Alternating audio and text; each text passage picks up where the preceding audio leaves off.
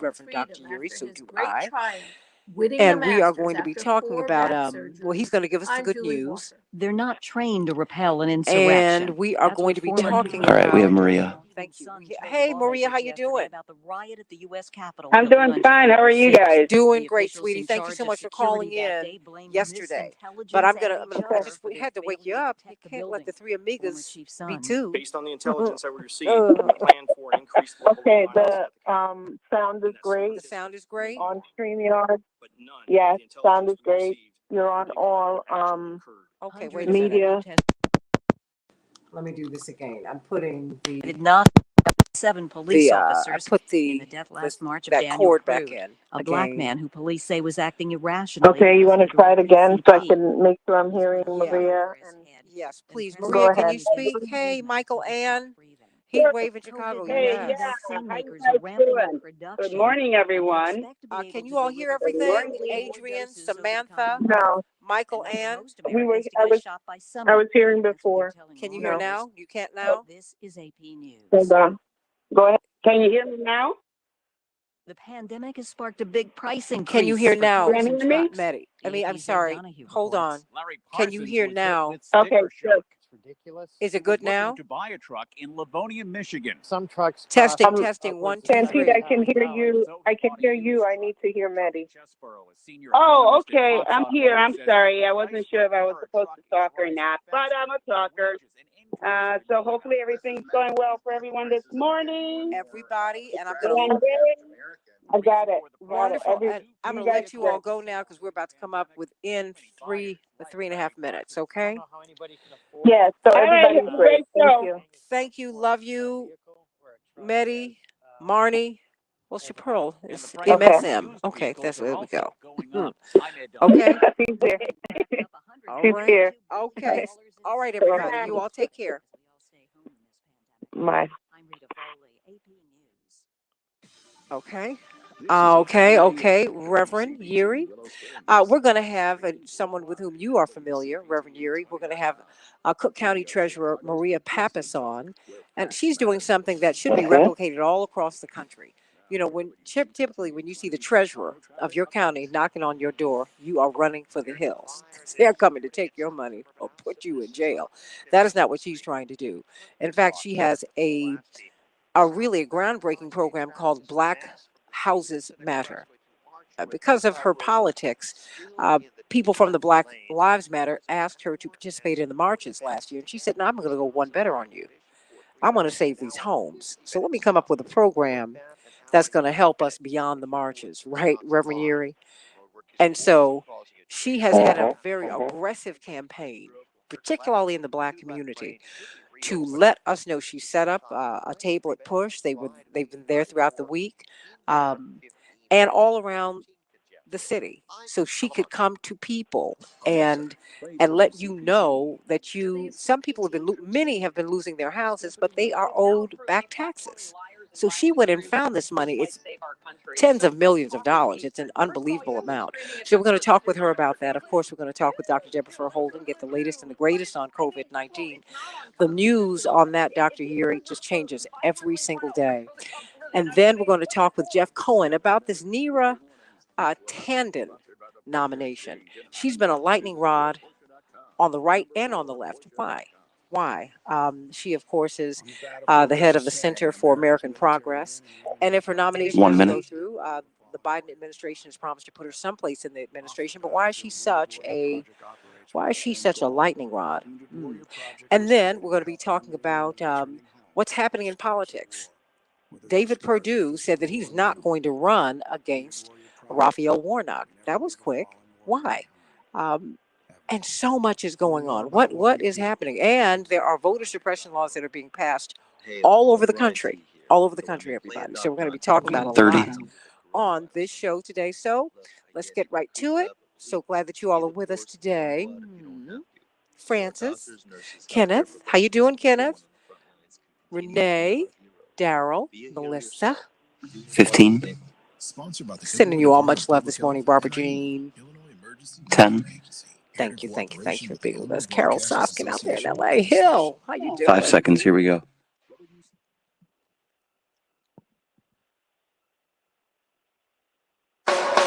This is the Santita Jackson Show. Hey, everybody. Welcome. Hey, Twyla down there in Alabama and Carol out there in California, sending you all much love, Kenneth. Hope you're feeling better today. Good morning, Renee. How you doing, sweetie?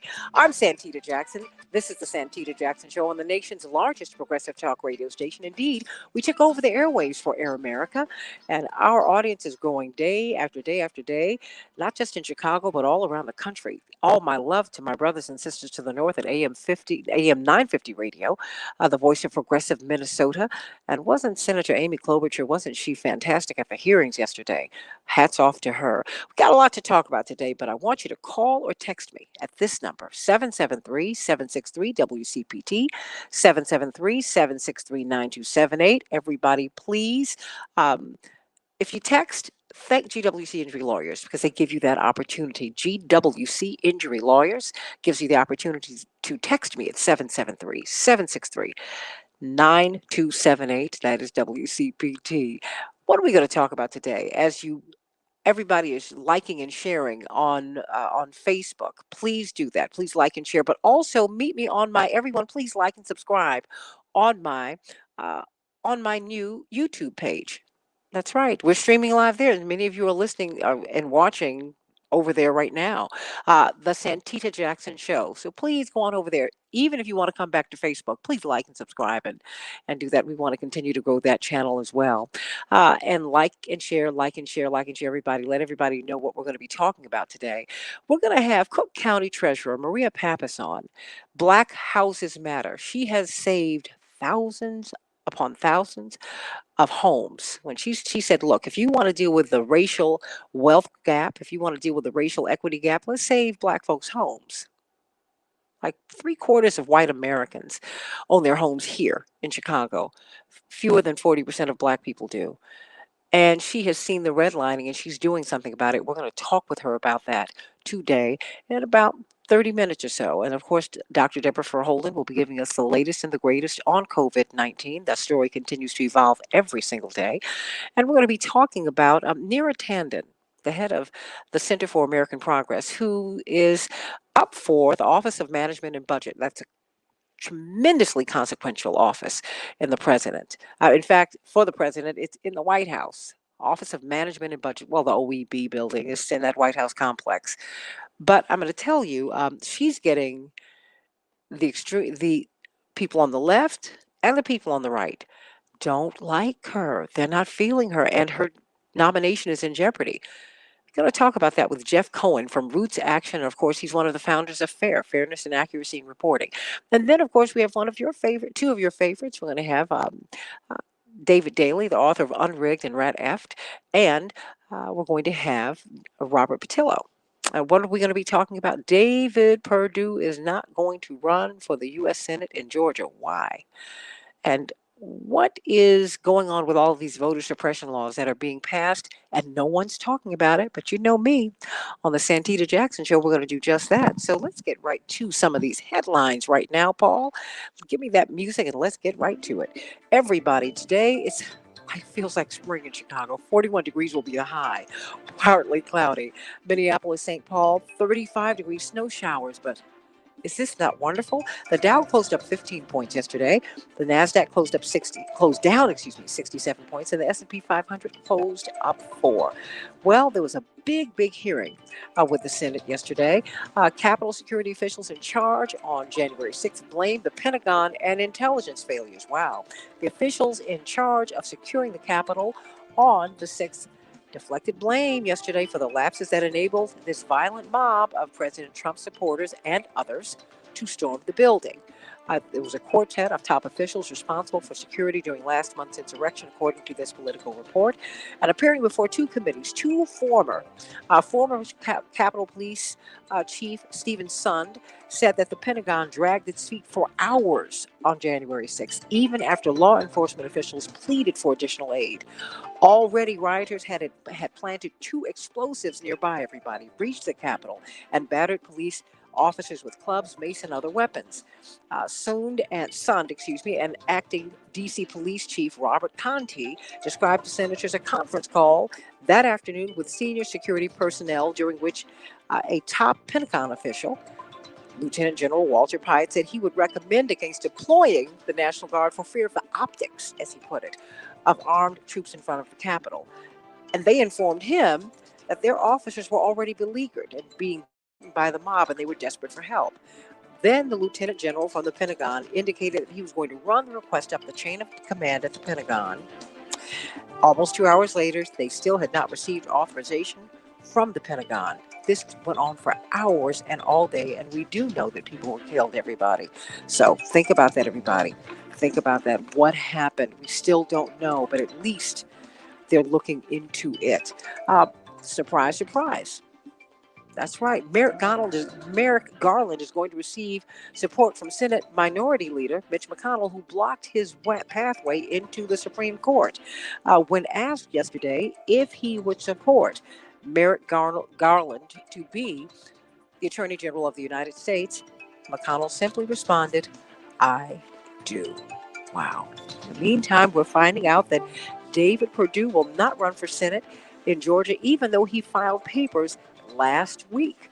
What happened? We're going to talk about that today because you know that's got to be very interesting.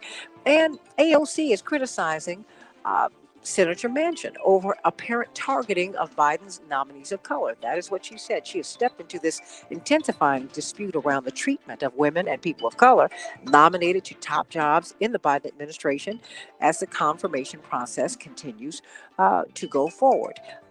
She waded into the debate, according to this Guardian report, amid growing concerns in progressive circles that Joe Biden's nominees from minority backgrounds are being singled out for especially harsh scrutiny. Wow. Uh, she said Jeff Sessions was so openly racist that even Reagan wouldn't appoint him.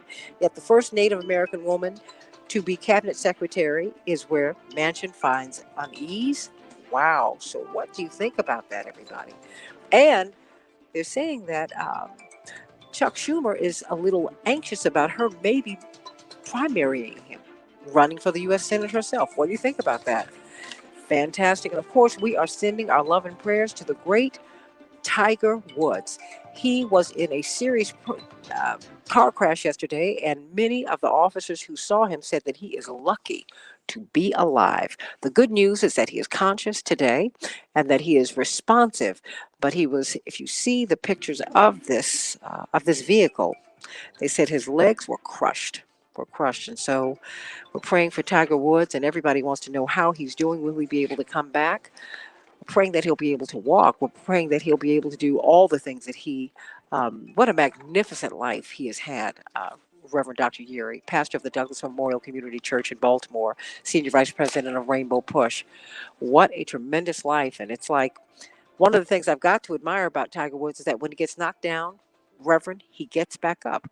What's the good news today? How are you? Well, the good news, I'm well. Thank you. It is when we get knocked down, we get back up. Resilience is part of life. So certainly we not only pray for Tiger Woods, but we try to emulate that same kind of tenacity when facing adversity. Just listening to the news. First, y'all got a heat wave coming, 41 degrees. I'm going to take my shorts out. I'm coming to Chicago this week. I'm ready. Oh, so Pearl can make something for you to eat, right? She's here with us. Hey. Like I told you the other day, don't hate the player, hate the game. I'm just saying. But, you know, the Capitol Hill hearings yesterday reminded me of the conversations my siblings and I would have with my parents when something would go wrong at home. You know, there was this standard line we would always use, and it kind of went something like this. It wasn't me. That's what they said yesterday. It wasn't me.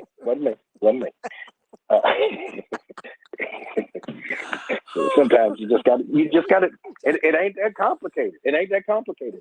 Perdue ain't running for Senate because somebody called him after he filed their paperwork and said, "Boy, please, go sit down." Anyway, I'm just talking about what I'm talking about. I ain't talking about nobody. Good morning, Chicago. Good morning, Twin Cities. It's hump day, y'all. Hump day. You are halfway through a great week. Hopefully you're excited about life. Go ahead, wake up, put your feet on the floor. Feel the cold come up from the bottom of your feet. It will remind you that you're still alive. It's time to get going.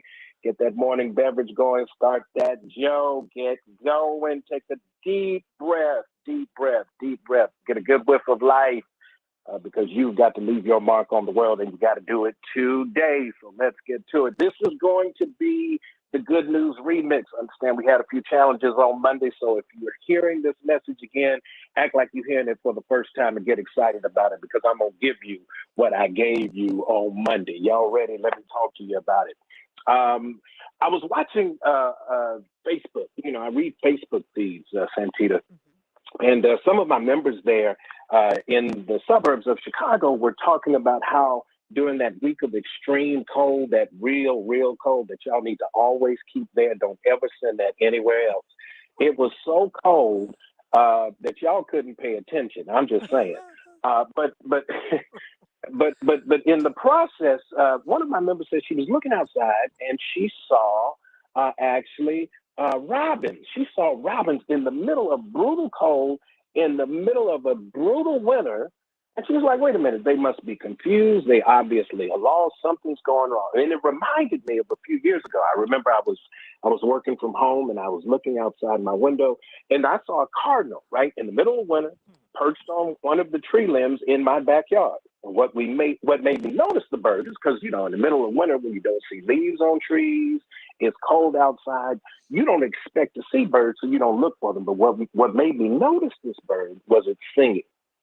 Now, I must admit, I did not expect to see a bird perched on a bare tree limb, let alone one that would be singing. There were no signs of anything that the bird could use to nest or find to eat. Yet here was the cardinal on the tree limb near the end of the winter singing. If I were to use my imagination, I would argue that this bird was simply showing me how to approach life. Now, you may ask me, look, preacher, you reach in. How is that the case? I would simply say that the cardinal was demonstrating faithfulness, attitude, and expectation all at the same time. So let me explain. The cardinal was demonstrating faithfulness in the singing of its song. Sometimes we need only demonstrate our faith by singing our song, even when facing the adversity of the moment. It's the middle of the winter. It's extremely cold, but this bird is still singing. If we're grateful for another day, wintertime is still here, but spring's coming, we should sing our song. If we're asking God for guidance, we should still sing our song. When we can't see where we're going and we can't make our way clear, we should still sing our song. Whatever our circumstance, we should always be willing to sing our song. Secondly, the cardinal was singing joyously. Now, I don't know much about bird singing, but I do know more about lip syncing in the morning when I'm singing by myself. Y'all know the kind of singing I'm talking about. When you're on stage and the audience is an audience of one, sometimes you just have to sing joy. You put all that you have in it when you sing it in the morning in the bathroom, get ready. I mean, you holding the toothbrush like it's a microphone because you know you're going to put the best that you have in your song. But that's how we have to live life too. The bird wasn't complaining about being on a bare limb. The bird wasn't complaining that there were no leaves, no resources for a nest. And sometimes our attitudes affect not only if we sing, but how we sing. And so no matter where you find yourself in life, you have something to be grateful for, and you have reason to sing your song and sing it with joy. The Bible puts it this way: this is the day that the Lord has made. Let us rejoice and be glad in it. Don't just sing with joy. And finally, the bird was perched, looking around in what seemed to be expectation. Not only was the bird singing its song, singing with joy, the bird was singing with expectation. And I believe that's why the bird was perched on a bare limb at the end of the winter anyway.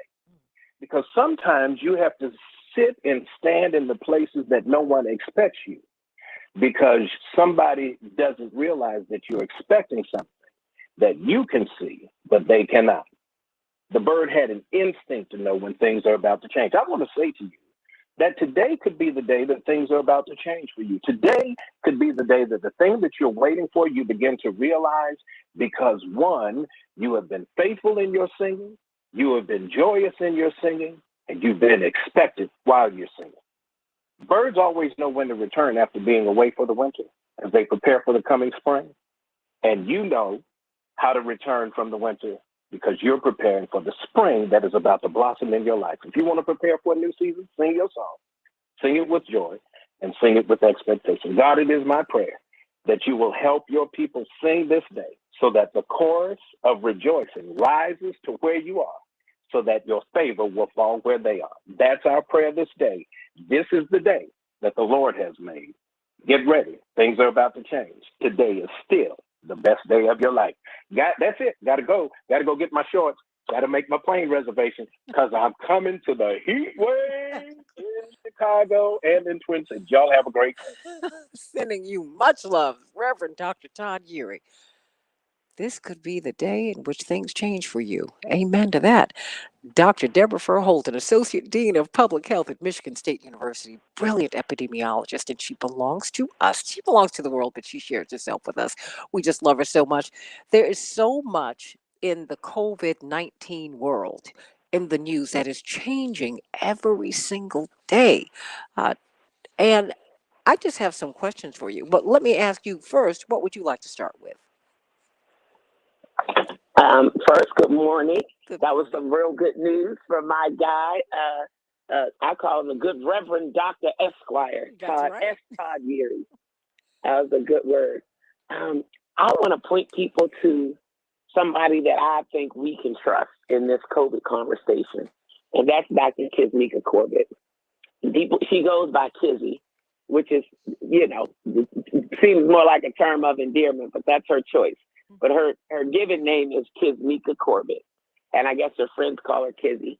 And she is a postdoctoral researcher at NIH and Dr. Fauci's Institute.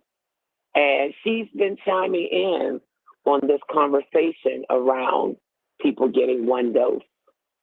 And I know people might be a little bit torn about that. Remember when I had my problem getting my second dose, because my second appointment, which I made at the exact same time I made the first appointment.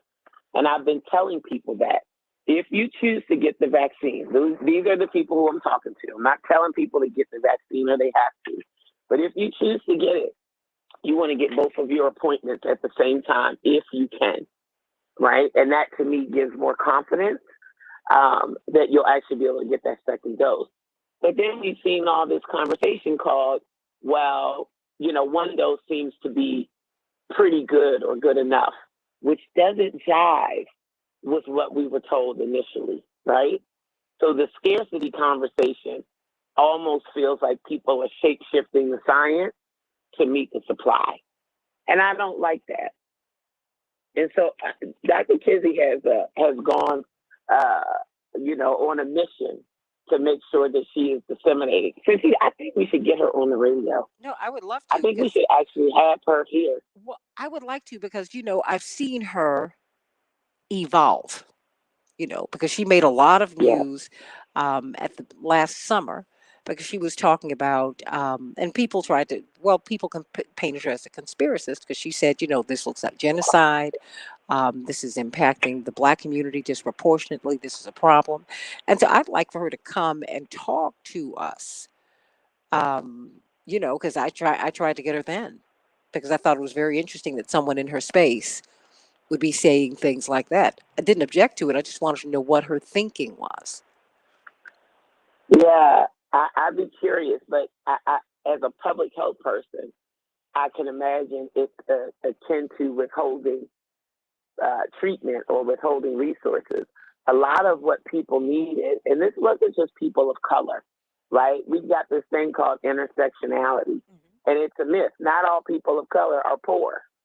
Not all white folks are rich, right? We all live how we live, and we have the resources that we have, and we do have things like history, and whether or not people agree with it, the reality of it is history does impact our modern day landscape, right? And categorically, people of African heritage were left out of opportunities for building legacy wealth and things like that. But not all people of color are poor. I think what she's pointing to is the fact that the mitigation response was so poorly managed and allowed to disproportionately hit this, particular segments of our society so hard is not right because it was preventable, and it is preventable still, and there are remedies. And so I just wanted to point to what she said, which was very heartwarming for me, because I'm like, you tell them, sis, which is that they tested the protocols, they tested the dosing regimen, and this is what they determined works, and it's not one dose. Will one dose provide some protection? Yes, it will. But it would be the equivalent of you being diabetic and only taking half of the insulin that you need. I don't think we need to be in this rationing conversation. I think we need to be more fair and equitable about ensuring that the protocol that was approved, is honored and that it is fairly availed to people and fairly and equitably administered to people, i.e. injected in their arms. So she is pushing back also on this notion that you can get one dose and that should be good enough, because that's not what they tested in the lab. That's not what they tested in the trials, in the clinical trials. That's not what those 95% numbers are based on. So I just want to give that to people. And another very practical thing, and again, I'm speaking right now to the people who decided to get the vaccine. The way that the vaccine is being distributed, it is going directly to states. That was the first rollout. It was going to states.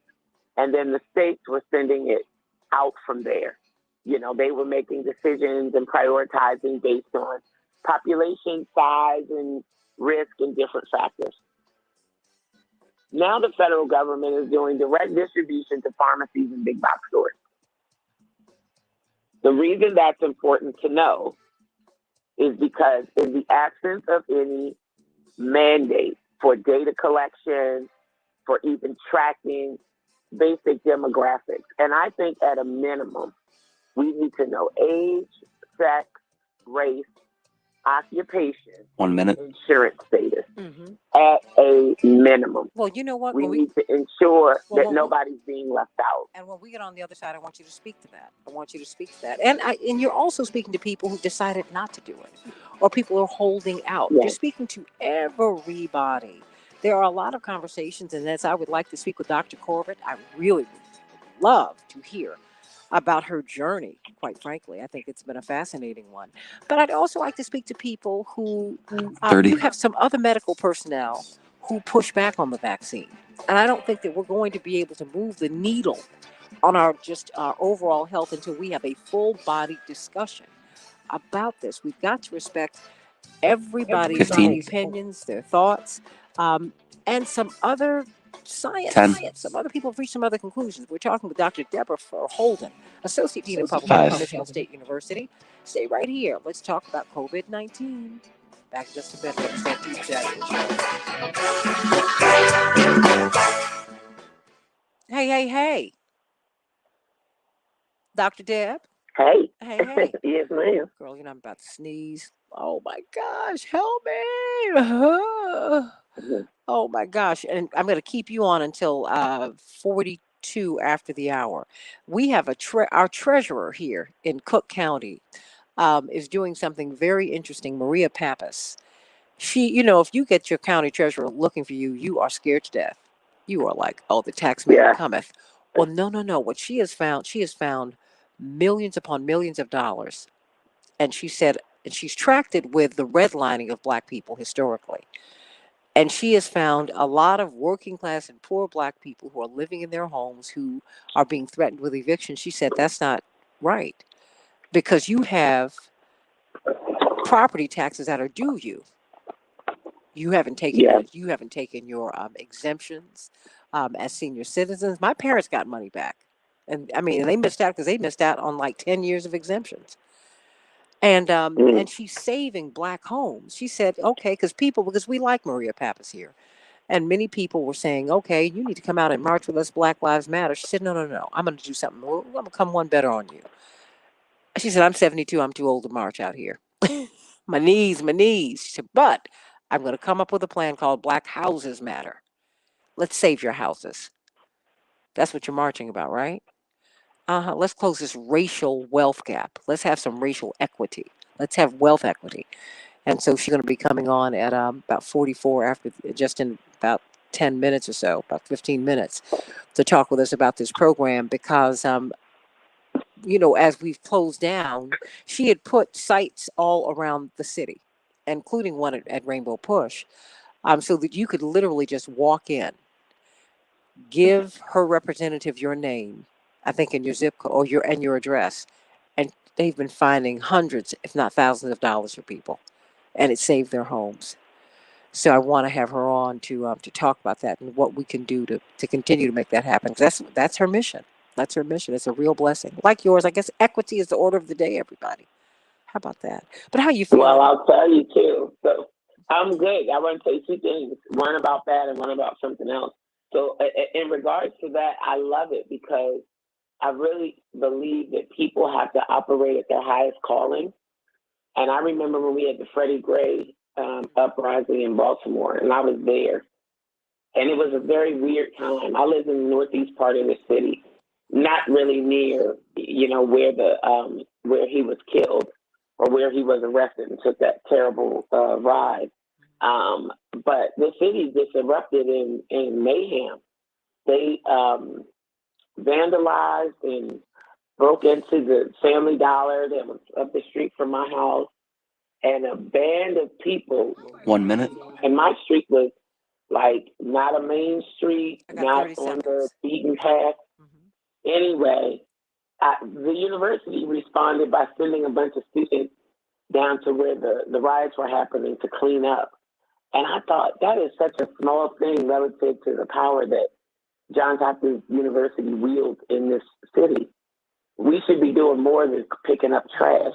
So I applaud her for using her position, operating 30. as calling to Absolutely. actually try to help solve a problem. That is a much better use of her time than her out protesting with people. Well, Right? I think, Much better use of her time. well, she's protesting in her way.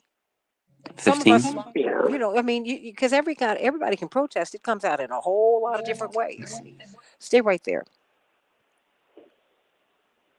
5.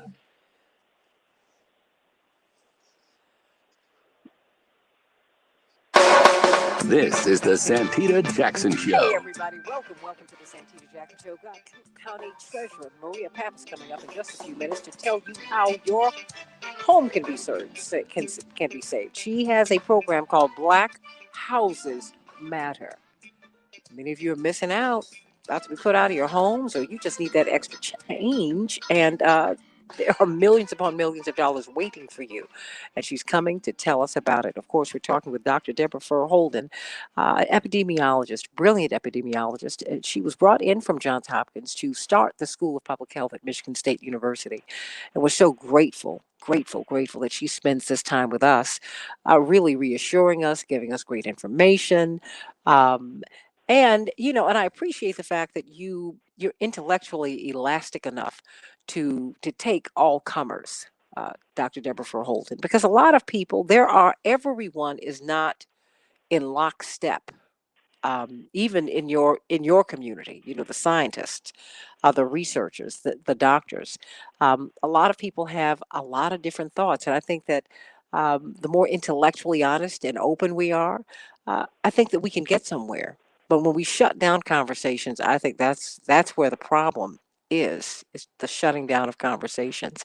So, I mean, there is now tremendous pushback.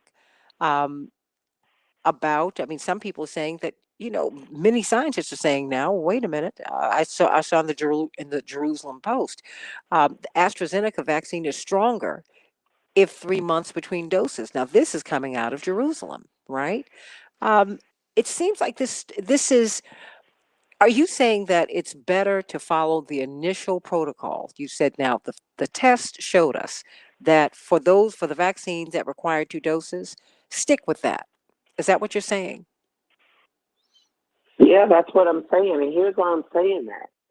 And don't get me wrong, we've got a lot of surveillance that's happening because there's the distinction between efficacy and effectiveness. What's the difference? So efficacy is how well does something work under ideal conditions.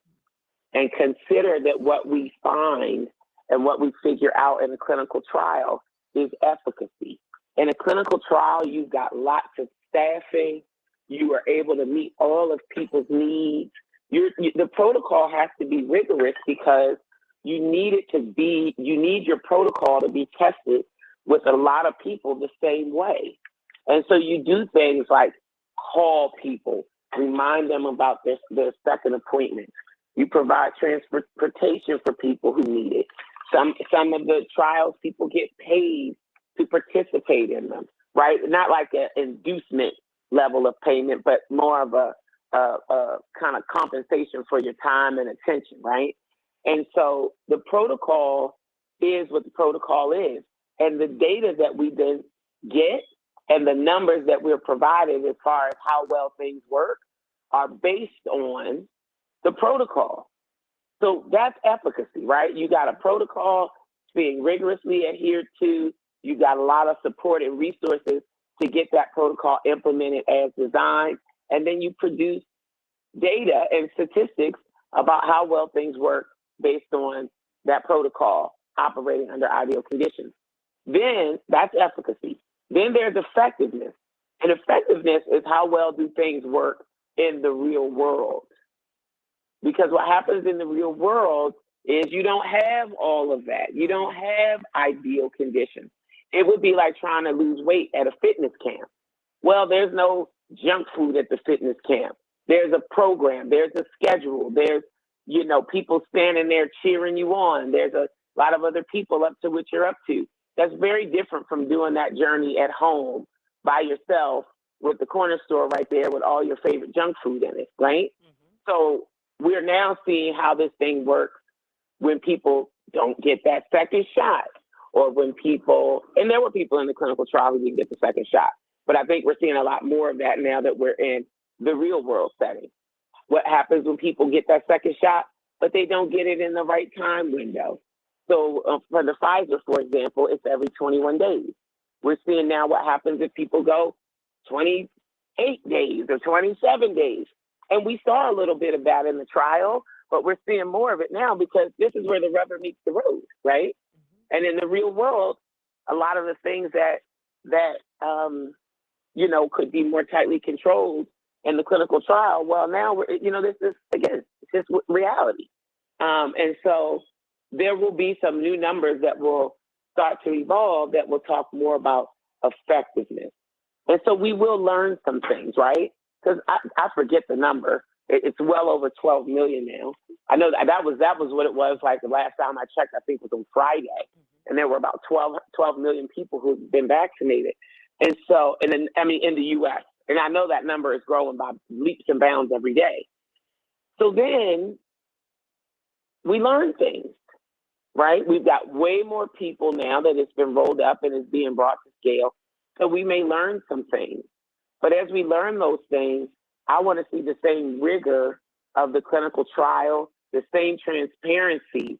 But what happens is you get a lot of folks and scientists and people at different agencies who make these statements that conflict with everything that's been said before without a lot of context, without a lot of priming, and it only furthers, I think, people's reluctance and people's mistrust. So I haven't seen anything yet. And don't get me wrong, one dose is better than two, but the protocol is 2 doses for the 2 vaccines that are out now. And I don't think we should be mucking around with that because of scarcity. It would be better to continue to provide people with the resources and the supports that they need to protect themselves and honor the protocol that we created. I wouldn't have chosen to get the vaccine if I had known I was only going to get 1 dose. I just wouldn't have done it. The numbers that Pfizer produced from their clinical trial said 52% effectiveness with 1 dose. I thought, well, for that, I might as well just keep wearing my mask and all of that. I personally wouldn't have made that choice. The 1 dose is a lot higher for Moderna, but I wasn't given an option of which vaccine to take. I was given an option to take the vaccine that was available or not. See, but that's the fight over in the UK. People are fighting for one vaccine over the other, and and I think because I'm reading, I don't just read the New York Times and the Chicago Tribune and LA Times.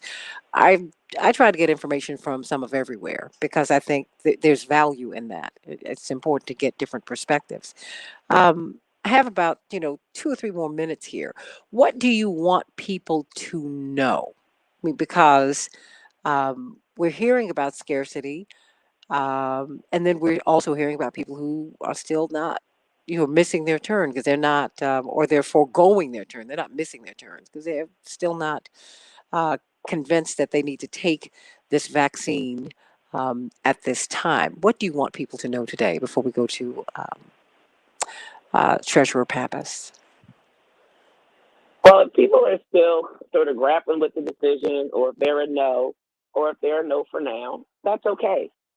I mean, honestly, it is okay, because a lot of the people that I talk to are actually not a hard no.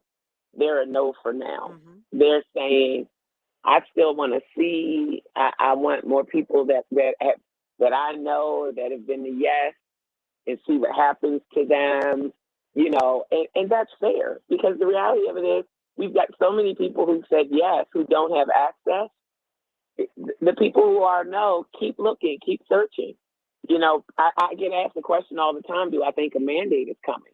And nobody can say that for certain, but a mandate wouldn't make sense right now anyway, because we don't even have the supply. We couldn't mandate any group to take the vaccine because we don't have enough to give it to any one group.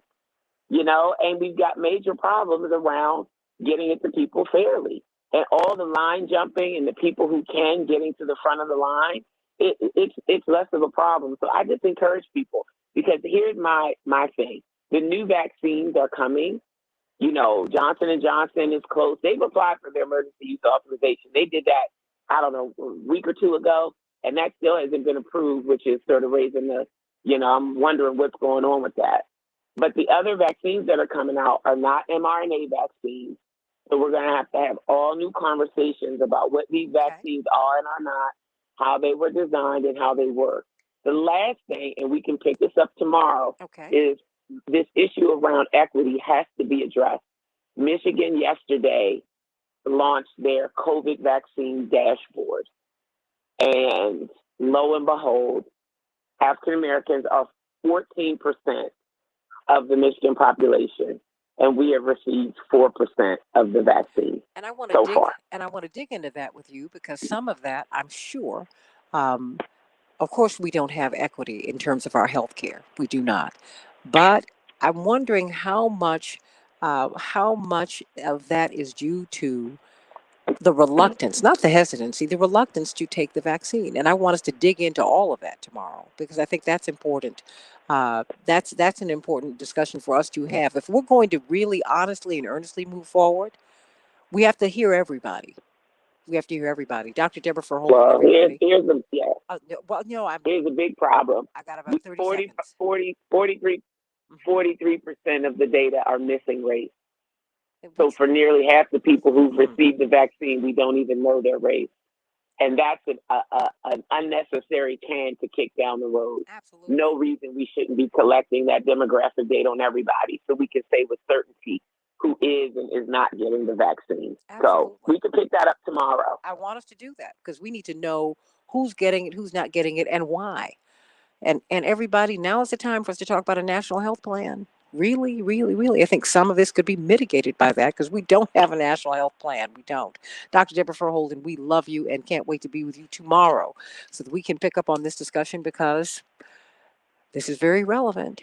One dose or two. You sign up for two, but you're getting one, and Well, okay, we're going to talk about that. But now we've got Cook County Treasurer Maria Pappas on with us. Boy, oh boy, this is a freedom fighter if ever there was one. When you generally see your treasurer in your county coming for you, you are frightened to death, and it's just like seeing Mike Wallace at your door from 60 Minutes. You run for the hills, screaming, shouting, "Get away from me, get away from me." Oh my gosh. She's doing something different. And my father pointed it out. I guess he put it, as he does, so succinctly. He said, treasurers don't generally come trying to give you money. They come trying to take it from you. And so what she has done, as we've had these racial equity marches and this discussion, people have come to her because of her politics, because of her progressiveness. And they said, we need you to march with us. As Black, in solidarity with Black Lives Matter. She said, you know what? I'm a woman of a certain age, although she doesn't look it. I don't think she's telling the truth. And she said, I'm going to do something else. We've had studies on redlining, and I've gotten into this office and I've found out some things. And I'm coming up with a program called Black Houses Matter. And I want to thank you so much for all that you are doing. Treasurer Maria Pappas, we love you so much. And we hope that this program is replicated all across the country. What did you find out last spring? Well, let me just tell you something. I got called on to march, and I said, hey, marching days are over. I was a product of the 60s. So I created Black Houses Matter. And I haven't put this into publicity yet. I mean, I've said it on VOM, but I haven't told anyone. I am up to having given back $44 million since March to African Americans. I want you to hear this, $44 million. I challenge Black Lives Matter to come and tell me where they put $44 million, because this program is working. You get to cookcountytreasure.com, or you call me when I'm on my radio hour. You give me an address. These are disenfranchised African Americans. There's 38,000 on my tax sale list, 75% of whom are African American. 58,000 was the number on the list in March. I'm down to 38,000, and we are knocking on their doors. We went to the home of a woman who called me on VON. We went to her home this week. She was snowbound. We couldn't get the door open. She had a foot removed because of cancer. We stuck the papers in through the slit in the door. She gave them back. She will get $3,200. She will get $3,200. She was missing a senior exemption for 4 years. That's worth $2,000. And she was missing a senior freeze exemption for another 4 years. And that's what it totaled. So we are out every day.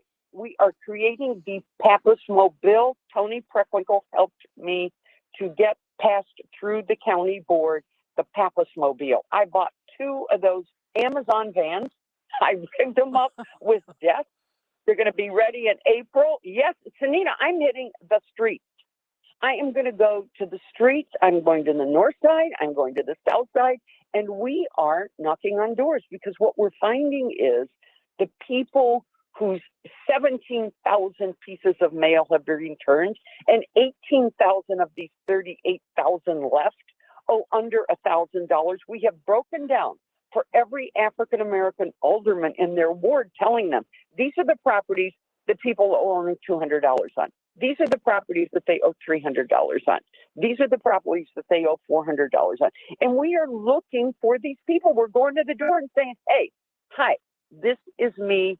Let's figure this out.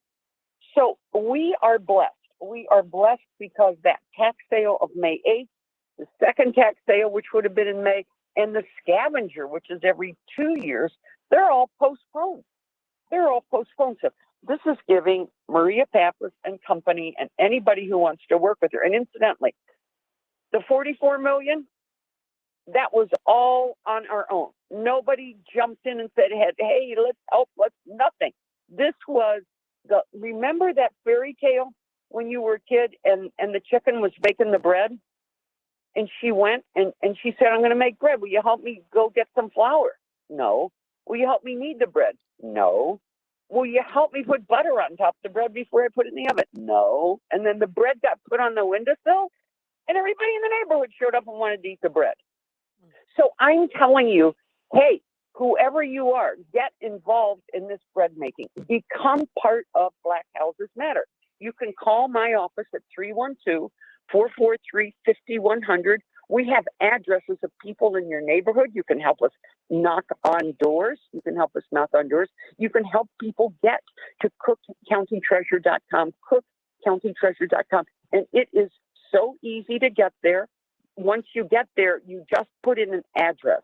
Do not put in north, south, east, or west. Do not.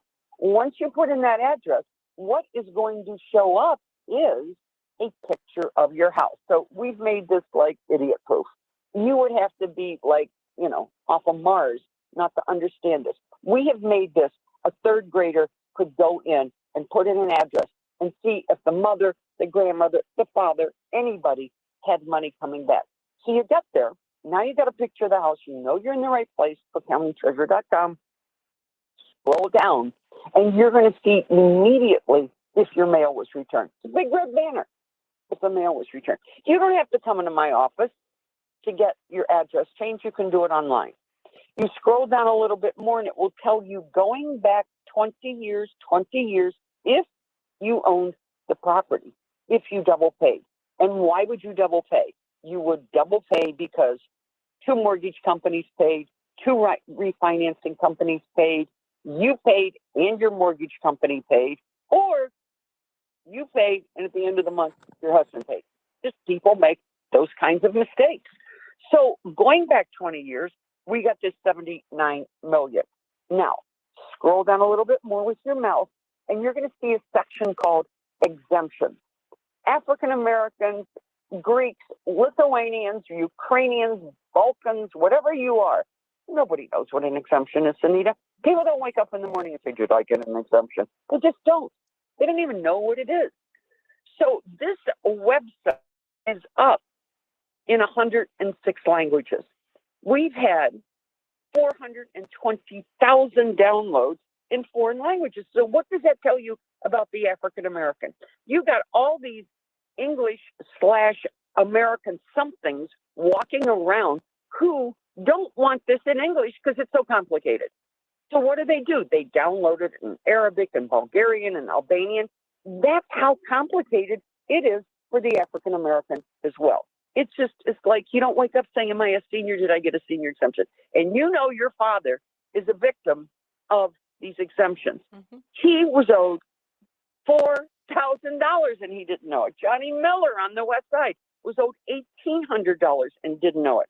I am running into people every day who just simply don't know because they're busy running and doing. Now, I have just finished a bunch of studies, and part of my studies are, and part of Black Houses Matter is that I show that the most predominantly affected areas by tax sale and scavenger sale, either vacant land, vacant residences, or vacant lots, are in African American wards. So if you go to Carrie Austin's ward, she has 1,800 properties. And if you go to Harvey, 4,600 properties. And if you go to the lakefront, the 44th ward, there's 38. You would have to be like, I don't know, the rover on Mars not to know that there's a discrepancy there. You would have to wait. I just want to. I don't want to get past it. 38. Give me those numbers again. In the Black neighborhoods, we have thousands, right? And then you have 38. There's 75% of 38,000 are African American. Wow. And I'm just breaking it down. I'm giving you an example. I'm telling you, Carrie Austin has 1,800, and on the lakefront, in the 44th ward, there's 30.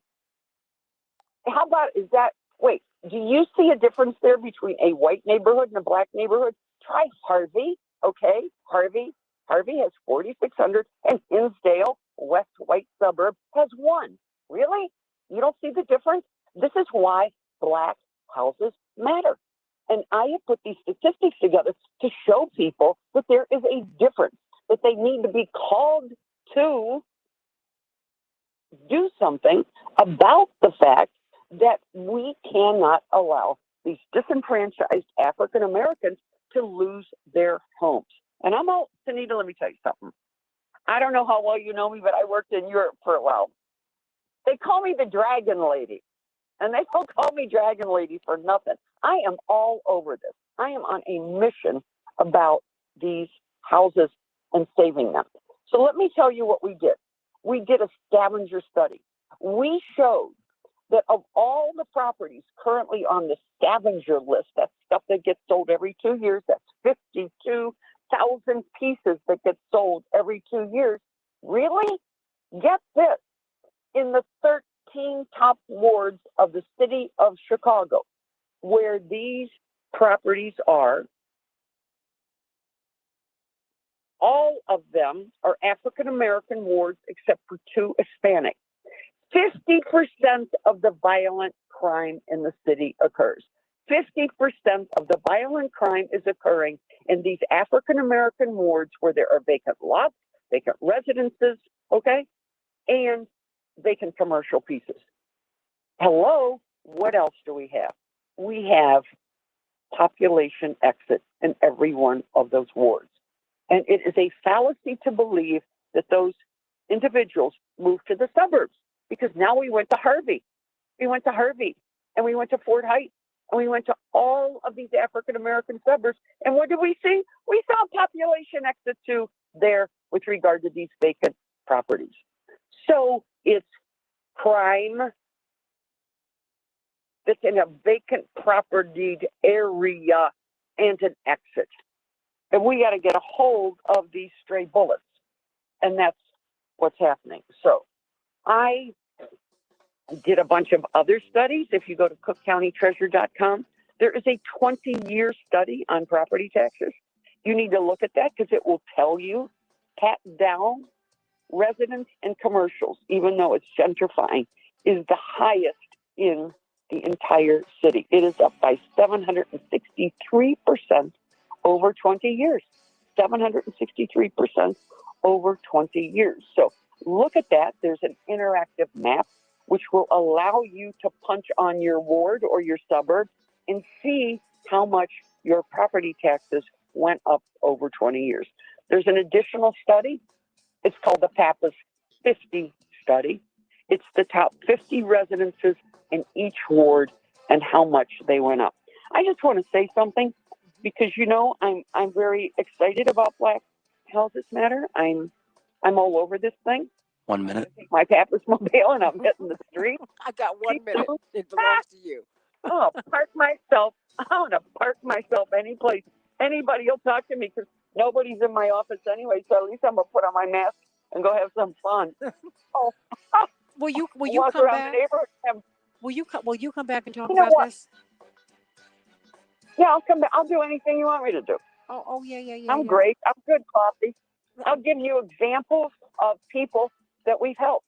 And you tell your dad 30. to call me because he has not called me since he got out of the Northwestern. And I want to talk to him. And he doesn't know about this $44 million. And I want to tell him about it. I'm gonna let him do that. He's getting out of rehab. 15. So I promise you, we're gonna do. Don't you love Well, Cook County Treasurer Maria 10. Pappas? No, I know how to get into that rehab unit. I know how to get in. 5. I just go visit him this weekend and cheer him up. Can I go visit him? He's gonna be out this weekend, so we're gonna arrange that. We're gonna arrange it so you can see him. Oh, we love you. I make him very happy every time I'm one of the only people that he really, really likes. We likes. No, we love you. I'm his buddy. That's right, and I we know. love you. Cook County Treasurer Maria Pappas. She's gonna be back with us days within the next couple of weeks because we want to go over this, everybody. I'm running over my commercial break, but it's so important. Love you. Be back in just a moment on the Love Santita you, Jackson Show. Santita. I love you. Back in just a minute. Kill it. I just love you, but you got to come back. I'll come back. I'll explain every one of these exemptions. Oh, I need you to do that, and I just need a little bit more time with you if you don't mind. I give you all the time you want. Oh, absolutely. Anybody who gives me time, I take it. You don't even get to ask me questions. You just wind me up, and I don't shut up. Just sit back there. I'm not like other guests. I can take up a whole hour, and you can just drink your coffee, Chicksa. But you know, but I want you to do that because my parents were shocked when they saw that they were owed money. My mother said, "Really? What?" Because she's all over this, but they hadn't taken their senior exemption, right? And so there's that. Wait, I got to tell you something. I got a lady yesterday. Mm-hmm. She got $1,600 back. She's 92 years old. She went and bought 2 rocking chairs. I said to her on the radio, I said, "What are you going to do with 2?" She said, "Well, I put one upstairs and one downstairs." I said, "Well, you got a guy?" She said, "No." I said, "Well, you go to church?" I said, "You're looking around the church for somebody?" "Yeah, she is. I'm in a rocking chair with her." I'm like, I'm having such a good time. I got to tell you, I'm having a blast with these people. I helped them blind me. We went to this guy's house. He was blind. We didn't know it. We got him a disability exemption. Oh, wow. Channel 7 went out there and said, "Can you believe Papa sent somebody out to my house?" I didn't know he was blind. but we got money. So we're killing it. We're killing it. I'm killing it. I'm having, you know what? This COVID thing, let me tell you something. This turned me on my hind end. But this Black Houses Matter, it has made a difference in my life because that's what I did, the whole COVID thing. And I helped a lot of people. Absolutely. And I made a lot of people happy. And let me tell you something. The more people you help and the more good you do, the longer you live. I'm going to live to be 300. Methuselina. For a long time. Methuselina. That's it. You're gonna live longer than that. That's right. But no. Let me. Killing it. You know. But I mean, no, but I'm gonna speak with Tom, and I'm gonna get you back on here because we need you. We need you. We need you. I mean, and this is, see, this is everybody. Now, this is why you vote. Okay, you vote so you can. 75%. You just listen to me. 75% of the people in the city of Chicago and the suburbs, this is part of one of my studies I'll talk about next time, did not register and did not vote. Did not register and did not vote. Did not register and did not vote. Yeah, in the city of Chicago. So don't become complaining to my counter or call me about how upset and how depressed you are. If you didn't get off your hind end and get out there and register and vote, then you can't complain to Pappas because I'm not going to listen to you. I will hang up on you. Okay. All right. Is it time for your commercial, or you want me to keep talking? You know, I'm telling you, I'm on commercial, but you know, we're gonna go to another topic, but I'm gonna call Tom today because I want you to come back like immediately. Stephanie, Stephanie Ireland. We were in high school together. We went to college together. We pledged our sorority together. She's like one of my dearest friends in the world. My soror, I love her, and she is in the D.C., Maryland, Virginia area. I mean, she stayed there after school, after college, and she is one of the top real estate brokers in the country. And one of her passions is she's a native Chicago, and I want to bring her back. I want her to come back here because you have lit her up this morning because she is trying to get young people she's trying to increase black home ownership, and to me this is key to that. And as I was reading the different articles about you know what? that's Let me what just you've been tell able you to something. do. Lori's out there. Lori, so I'm going to bring people back to the city. Really? You're about to throw 38,000 out? What's the matter with you? What's the matter? What are you people thinking? What's going on here? Come on. Keep them in the city instead of throwing them out. It's ridiculous what's going on. And I'm telling you, let me just tell you something. You know this as well as I do. You think they're out there helping with this? No. These are disenfranchised, wheelchaired, people who ain't making contributions to anybody's campaign and don't get me started on that one. You know what I mean? I will rip on you. I love it. Okay. I love you. I love you. Tell your dad to call me. I will do that. You tell your dad. He will be out. He will be out this He weekend. Loves me. He does. I'm his favorite white person. You know it. Well, you know what? He's been working hard in rehab every day, like 9 to 10 hours a day. And so, but he'll be out this weekend. Well, he's lucky he had the gallbladder thing to go into rehab. Otherwise, you'd have never gotten him in rehab. That's right. Look, he has made so many. It's made a tremendous difference. It really has. It really has. Continue? You think he'll continue? Oh, he's got to. Doesn't have a choice. Got to. Got to. And that's a good thing. We're very, very happy. You tell him you talk to his favorite white person chick today. I'm going to do that. I'm going to tell him that I spoke with you today. My ass over Northwestern. I knew it was at Northwestern. I live in Water Tower. I was just going to barge in on Friday. Well, if you change your mind and you want me to cheer him up, I would go in on Friday. I know. Well, I'm going to do that. He's going to be out on Friday, so I'm going to let you know because I promise you, I'm going to call you. I'm going to let you know because you need to come by and cheer him up. Know. Yeah. When is Push going to open back up? 45 seconds. When we open back up, everything's got to be closed right now. Because they're limiting, the gatherings. But I got to come back up, Cook County Treasurer. I got to. Okay, bye. I promise you, we're going to do it. I love you. 30. Do we have Mr. Cohen? We do. Very good. I love that woman, Mr. Cohen. How are you? Good. How are you doing? Thank you for getting up for me. Bless your heart. 15. My favorite people. No, That was our Cook I County got up treasurer. an hour early. Oh, thank you so much. 10. That was our Cook County treasurer. She has Black Houses Matter. She has been 5. saving Black people in their That's homes great. here. Oh, she's fabulous. Stay right there. Great. This is the Santita Jackson Show. Oh, welcome back to the Santita Jackson Show. It's Wednesday, February 24th, 2021. Oh, boy, the great Maria Pappas, Cook County Treasurer. Black Houses Matter. She's going to come back to talk to us about how you can save your home, everybody.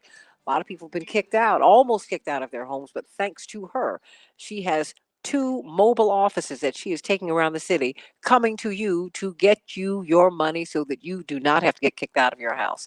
And of course, Dr. Deborah Furholden giving us the latest and the greatest on COVID-19, and opening up, of course, Reverend Dr. Todd Geary, Esquire, giving us the good news. We're going to be talking with Jeff Cohen about this Neera Tanden nomination that is in trouble. Why is she such a lightning rod on the right and the left? We're going to find out in just a couple of minutes. And then what is happening with these voter suppression laws that are being passed all around the country. And David Perdue, he filed papers to run against Raphael Warnock in Georgia. And now he just said he's not going to. What is going on? What an exciting time to be alive. Let's get to some of these headlines. In Chicago, it is positively balmy, everybody. 41 degrees above zero. There you go, partly cloudy today. Minneapolis, St. Paul, 35 degrees above zero.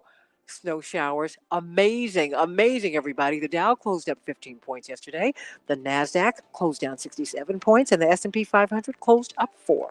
So the Capitol security officials were in a hearing, a Senate hearing yesterday, and they blamed the Pentagon and intelligence failures for the insurrection on Capitol Hill, January 6th, as we were seeking to confirm the presidential results. According to this Politico report, officials in charge of securing the Capitol on January 6th largely deflected blame on Tuesday for the last lapses that enabled a violent mob of President Trump supporters to storm the building, a quartet of top officials responsible for security during last month's insurrection blamed intelligence failures, as they put it, and senior Pentagon officials for leaving them unprepared for the coordinated military-style attack, that's how they put it, on Congress. Their Senate testimony revealed a tangled mess of conflicting orders, missed calls, and bureaucratic delays. I hope we get down to down, indeed, because we do not know why the Pentagon would not respond to their calls, their cries for help. They said, we are under attack. It's war up here. The Pentagon said the optics, we can't do anything to help you. Wow, what was that? Indeed, ex-Capitol security chief said that they didn't receive the FBI memo warning of war. That's right. I mean, what happened? I hope we get right down to it, everybody, because I think that we need to know. 2,300 police officers, U.S. Capitol Police, are typically on Capitol Hill every day. We had Ray McGovern on just a few weeks ago telling us about that, and 400 to 500 were there that day. Why? How did that happen? On a day like that, I'll talk about that some more on the Santita Jackson Show. Well, surprise, surprise, Gail please. Mitch McConnell, the Senate Minority Leader, is going to support Merrick Garland for Attorney General. Now, this is the same man who refused to let Merrick Garland have a hearing when he was nominated for the Supreme Court by President Obama. Well, he simply said, I do. I will support Merrick Garland as he becomes the nation's Attorney General. What do you think about that? The AOC is criticizing Senator Manchin for apparently targeting Biden's nominees of color, particularly women and women of color. That's going to be very, very interesting. And of course, we're all praying for Tiger Woods, who sustained serious leg injuries. People are wondering if he'll be able to come back, praying that he will be able to walk after this car crash that he was in yesterday. And indeed, the Los Angeles County Sheriff said that there was major damage, and he is lucky to be alive, and we are glad that he's alive. We think that there's a lot of living that he's got to do. Okay, everybody, let's get down to it, because while we are looking at these hearings, while we're looking at all of these things that are going on, guess what's happening? The cabinet is being filled out. And you have some people, this is not just a walk in the park. Some people are getting, let's say they're having an easier time of it others. Now, one of the persons who's having a really hard time, and she's a pretty unique figure, she heads up the Center for American Progress, which is a left-leaning think tank that has a lot of corporate support. I said, well, you know what? Let me find out why it is that Neera Tanden is having such a hard time now. Those of you who follow politics know that she and Bernie Sanders have been into it for years. You know that she has pushed back on Social Security. But you know what? Let me go to Jeff Cohen, the co-founder of FAIR, the co-founder of Roots Action. Indeed, someone who I have known for a long time, for a lifetime, one of the great progressive leaders of our day or any day. We're so glad to have you with us this morning, Mr. Cohen. Neera Tanden. It's so great to be with you. Oh, it's a joy. Now, you brought up something that you tried to put it on Reverend Jackson, but I said, no. This is something all of you used to say back in the day. The DLC, the Democratic Leadership Council, they all called it, all the progressives called it the Democrats of the leisure class. Oh, my goodness. Who is Neera Tanden, Right. and why is she such a lightning rod? Okay, we could see some Republicans pushing back on her, but I need you to explain that. But the Democrats and the progressives push back on her too. She's having a hard time. Yeah, she's her nomination is in trouble. I mean, I see Neera Tanden in the Center for American Progress, which was founded in 2003, and Neera Tanden has been the leader of it for the last decade. That center is a corporate front within the Democratic Party. It's set up to raise big money from corporations and to advocate for go slow, status quo, yes, no measures while taking money from corporations and battling progressive activists within the Democratic Party. That's what Neera Tanden has done for years. You mentioned the DLC, which was formed in 1985. It was the same thing. It got huge corporate money, and it would lecture other Democrats saying the Democratic Party has to be the party of the center. It can't be the party of unions and feminists and civil rights activists. So there's been this struggle within the Democratic Party since the 1980s when your dad ran for president, and he was opposed by these corporate forces within the Democratic Party.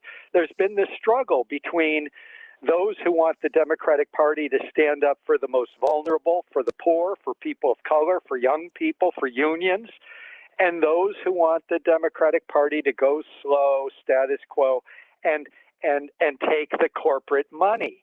And the main thing that Neera Tanden has done is raise money from giant corporations, and then she uses that money to fight Bernie Sanders and progressive activists within the Democratic Party.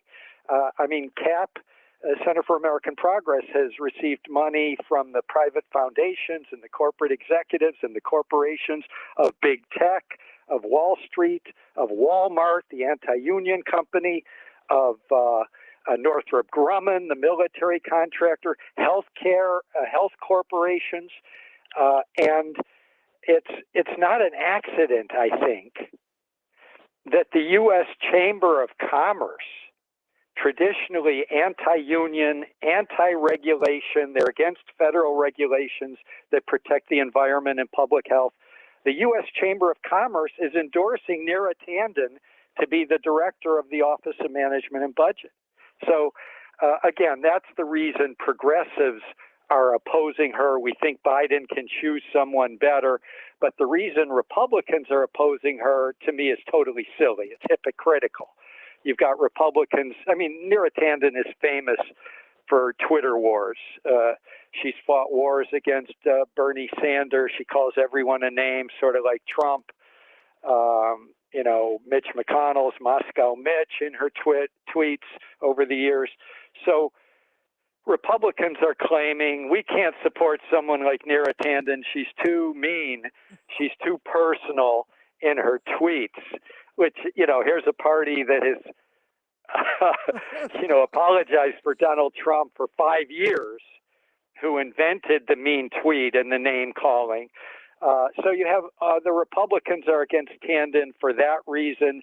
Joe Manchin, the conservative Democrat, has come out against Tanden for that same reason.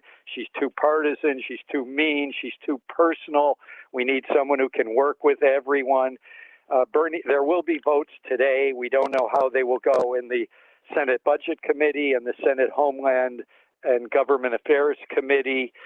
Bernie is the chair of the Budget Committee, and I think Bernie's in a weird position. He certainly wishes that Biden had chosen someone better to be the head of this powerful position. But I don't think Bernie wants to polarize with Team Biden. So it's weird. Someone different should have been nominated for Director of Office and Management of Budget. I hope someone is soon. Do you why is it consequential that she, given her corporate support, would be put over the OMB, the Office of Management and Budget? Well, they have this big regulatory function. That's what concerns me. That one of the things that the Office of Management and Budget does is it oversees the regulatory processes of these various agencies across the executive branch of the government. And I don't believe she's a consummate fundraiser. It's the thing she does the best, besides irritating people and fighting people on Twitter, is she raises big money. And we know, because of hacked emails, we know some of the tactics that she's used. I mean, she got $1 million from a Wall Street tycoon because she got the racist prime minister of Israel, Bibi Netanyahu. She hosted him at the Center for American Progress during the height of his racism and his polarizing with Obama. And she did that, and she got money. And, if you're getting all of this money from Wall Street, and she's got several Wall Street tycoons on the board of the Center for American Progress. Well, the middle class, I heard you talking about, Black homeowners matter. The Wall Street collapse of 2007, 2008, 2009, the foreclosures affected homeowners of color more than anyone. And if you're a progressive, if you're a Democrat, you should stand up for the homeowners and not for Wall Street, which stole so many homes and enriched itself while people were suffering. So that's sort of the progressive critique of Neera Tanden. It's very different than the hypocritical Republicans who say she's too mean, which I think is laughable. Well, we're talking with Jeff Cohen, the co-founder of Roots Action and the co-founder of Fairness and Accuracy in Reporting, two of my favorite organizations. And I want to hear from, I love your work. I mean, look, I showed up, I've told Janine Jackson and Jim Narakis says I showed up at their office one night about 30 years ago when I was living in New York. I was on my way to dinner and I said, I love them so much. Let me go get all the back issues. They just saw this black girl walk in there. They said, we've been fighting against corporate media bias and racist media bias and pro-war media bias all those decades. Well, have they given Neera Tanden and corporatists like her a pass? Well, I think the mainstream media have. The mainstream media project her as someone who's progressive. I mean, the name of the group is Center for American Progress, yes. But what they're best at is fighting, progressives within the Democratic Party. So there's no doubt Neera Tanden virtually lives on CNN and MSNBC. She's on all the time. And progressives are not allowed on those channels. Genuine progressives are rarely on CNN and MSNBC. Absolutely. 773-763-WCPT, 773-763-9278. We're talking with Jeff Cohen about the Neera Tanden nomination, which is in trouble. Now, what does it say, before I go to the callers, what does it say that she is in trouble right now? Is that because of a push from progressives? I mean, because, of course we saw, and this because they reported it so beautifully, so accurately and fair, that progressives took a hit from centrists in the aftermath of 2020. They said, you made us lose these offices. And I'm like, wait a minute. The progressives actually won offices. You lost offices because you're not progressive enough. Or maybe I'm not reading this correctly. Yeah, well, I agree with you. And the fact is, Roots Action, we're a progressive group. We worked our asses off to get Biden elected. The reason Biden won, and we were very active in Wisconsin and Arizona, is because of youth activism, progressive activism, people of color activism, and then we get blamed after the election that conservative Democrats lost some races. It's always in the mainstream media, it's always blame the left, blame AOC, and the reality is that unless Democrats stand for progress and deliver, the right-wing Republicans will come storming back in 2022. That's where progressives, I think, have been proven right over the last 20 years or more, that if Democrats get into power and they have the Senate, the House, and the White House, and they don't deliver big reforms for working class people, multiracial working class people, the struggling middle class, the poor, people of color, the right wing will win in 2022. The right wing came storming back into power in 2010 after Obama had been in for 2 years. The right wing came storming back in congressional elections in 1994 after Bill Clinton had been the president for 2 years with a Democratic Senate and a Democratic House. And instead of delivering for working people, what happened at the beginning of Clinton, and I would argue at the beginning of Obama, was too much vacillation, too much hesitation, too much, we've got to be bipartisan, we can't go too far too fast. And then the Republicans come storming back with their phony populism. So, I mean, that's our analysis of what the Democrats have to do today is deliver and make real fundamental change on behalf of people of color, poor people, working class people. If the Democrats don't do that, the phony populism of the right wing will come storming back. And that's why we say Neera Tanden, who's always been in the corporate elite, the corporate wing of the Democratic Party, she's not the kind of person that would help deliver change in Washington that working people across the country need. Jeff Cohen, everybody. Let me go to Tommy. Tommy, what's on your mind today? Well, first of all, let me say good morning to you, Santita, and let me say good morning to Mr. Jeff. And let me say it to you like this, guys. At some point, we need to change the mantra of liberty, justice, and the American way to liberty, justice, and the American nightmare.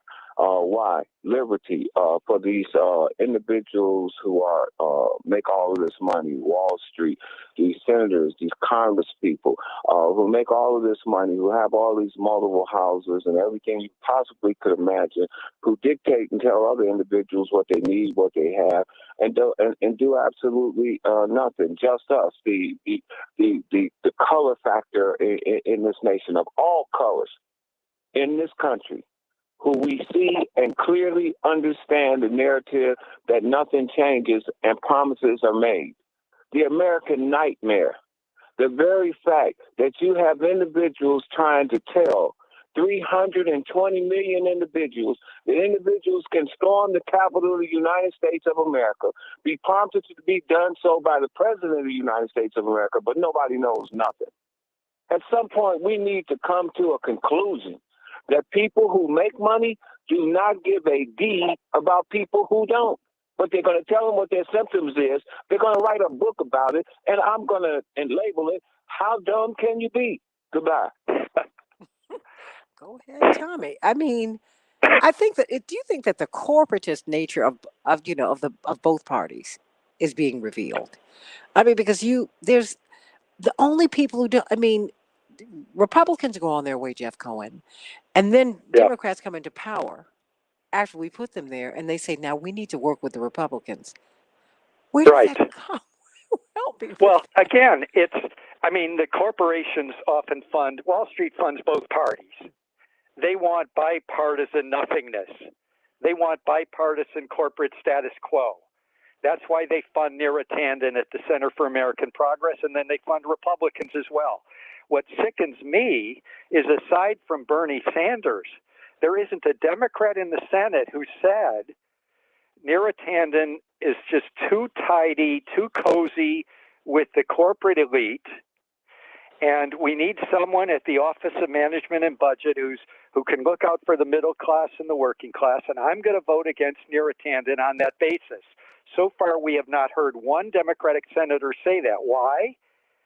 because they take the same money, aside from Bernie Sanders. And it's what really bothers me, and your listeners know this, and your dad started this, Reverend Jesse Jackson. Progressives can raise millions of dollars, especially now with the internet. Jesse Jackson didn't have that in the 80s. But with the internet, Bernie Sanders, AOC, Ilhan Omar, Rashida Tlaib, Cori Bush, the Black Lives Matter activist from Ferguson, St. Louis, Missouri, you know, you can raise millions of dollars and fund your campaign without taking a cent from big business anymore. There's no excuse for relying on corporate donors anymore. And that's where the real dividing line is within the Democratic Party between progressives who say, no, I'm not taking corporate money. I'm going to get $10 and $20 donations, and that's how I'm going to fund my campaign. And when I get elected, I won't be beholden to Wall Street and high tech and the oil industry and you know, the big insurance companies and the big pharmaceutical companies. That's the difference. That's the battle going on within the Democratic Party. And in many ways, it started in the 80s with the Rainbow Coalition upsurge, but it continues to this day. And now we have the internet. There's no excuse for relying on corporate money if you're a Democrat. You can't claim to be a progressive who cares about people of color and working people and the environment and climate change. And then you're taking money from Wall Street, which is the main force for the status quo. It's a contradiction. Jeff Cohen, mic drop. Jeff, mic drop Cohen, yeah, the co-founder of Roots Action, Fairness and Accuracy. No, Tommy is the mic drop. Oh, I endorsed everything Tommy said. I know. But we just love you and thank you for your service because indeed, he was part of the 1 Rainbow minute. Coalition, has been since its founding. And these are the progressive ideas and ideals that we need to hold up. Actually, as Dave Daly, who's about to come on, said, you have a 50-50 split in the U.S. Senate. But Mr. Cohen, the 50 U.S. Democratic senators represent 41 million more persons. This is inexcusable. This is what he's saying. That's right. Come on now. That's Come right. on. I got 20 seconds. They belong to you. Well, it's 30. great to be on with you, Santita. I'm optimistic about the election that happened. We got to remember why the Biden team won, why Biden's in there. It's people of color, it's young voters, it's young activists, 15. activists, and we should demand that this administration go big and not go corporate. Love it. 10. Love you, Jeff Cohen. Love all the All work right, that you've done. thanks. Thank 5. you. Blessings coming Bye-bye. up. Bye. Coming up, let's talk politics on the Santita Jackson Show here on WCPT and AM 950 Radio. Back in just a minute.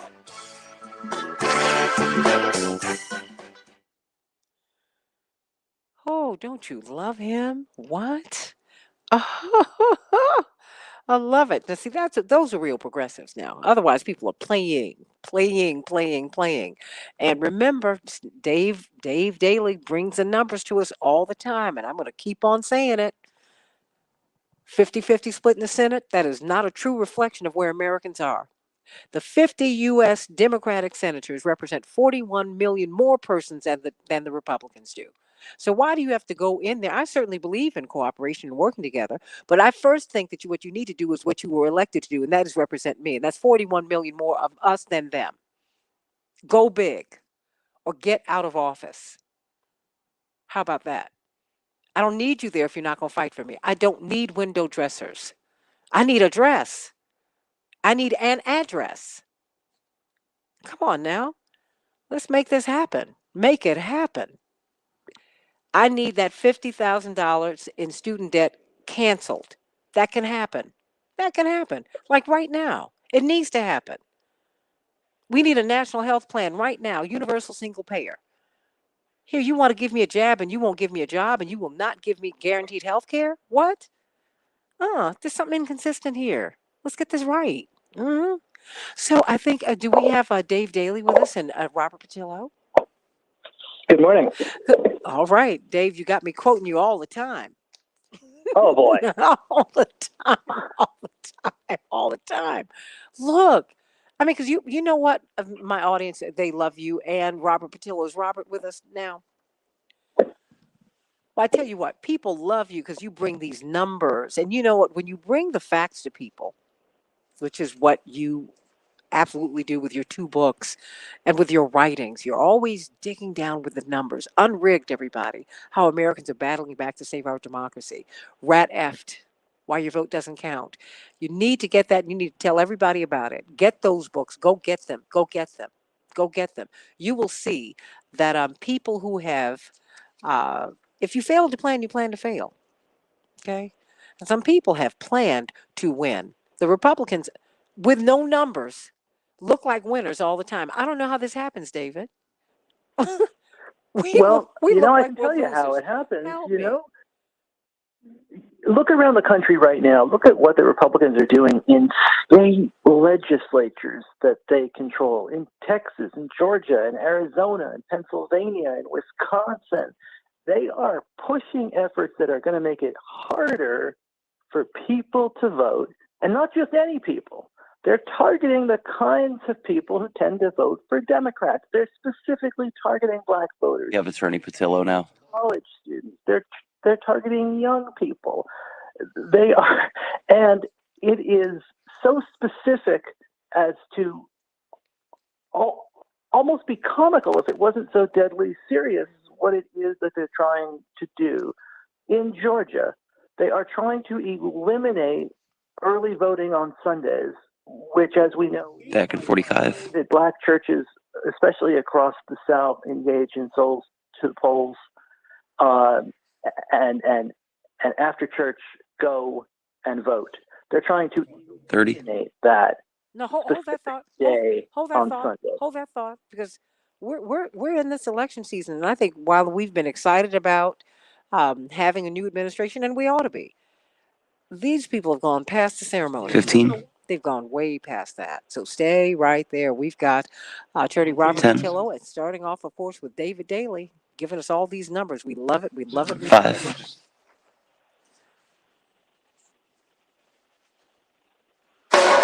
This is the Santita Jackson Show. Hey, everybody. Welcome back to the Santita Jackson Show. It's always a joy being with you today. God, so much information out from Cook County Treasurer Maria Pappas. We're going to have her back so we can find out how and why black houses matter, how you can save your house in the county of Cook, and how you can get your treasurers in all the counties all around the country who are listening to this show.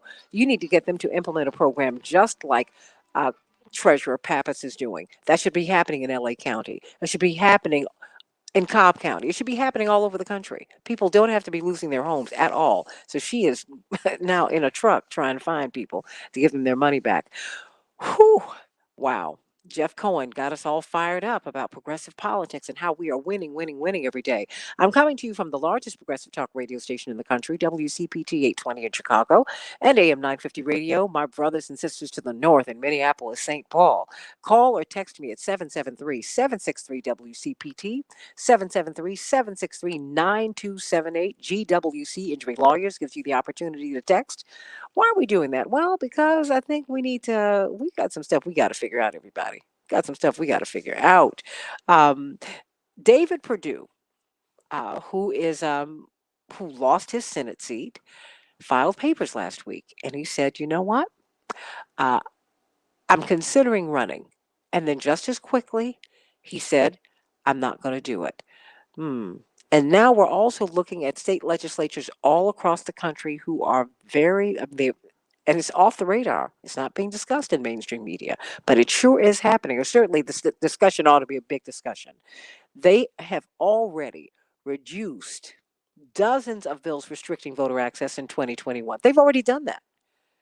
And they're continuing. They're on the march. They're on the march to reduce our votes. Let me start off with you, down there in Atlanta, Attorney Robert Patillo, Southeastern Regional Director for Rainbow Push, and you host your own radio show, WAOK, on Sundays from 12 to 3 Central Standard Time, 1 to 4 Eastern Standard Time, and for Bab and Carol out there on the left coast, 10 to 1 p.m. What happened with David Perdue? I thought he was going to run. Well, Well, I think with David Perdue, it's a special situation because the people in the party want him to run, and that's why he ran the first time when he ran for Senate. He's never been a political animal. He's a businessman who was kind of drafted into politics because he was part of that Perdue brand name, with his cousin being the former governor, Sonny Perdue, and also the former agricultural secretary, the Trump administration, Sonny Perdue. So I don't think David Perdue ever really had the fire in the belly to run for office because, frankly, his life as a billionaire CEO was pretty nice already. So I do think that also we're seeing the schism in the party open up because David Perdue does not want a primary fight where he's going to be running against someone like a Doug Collins or even a Marjorie Taylor Greene, who are going to be part of that MAGA wing of the party. So this is the manifestation of that Republican Civil War, that people who are moderate centrist Republicans by the modern metric, because years ago David Perdue would have been an extreme right wing ideologue. Today he's considered a moderate in the party because he's not part of the MAGA wing. But we're seeing more and more of these traditional Republicans just simply leaving politics. We saw this with Corker, we saw this with Jeff Flake. We're seeing this across the country where they do not want to take on the Trump wing of the party, and this is further proof of Trump's consolidated power over the Republican base.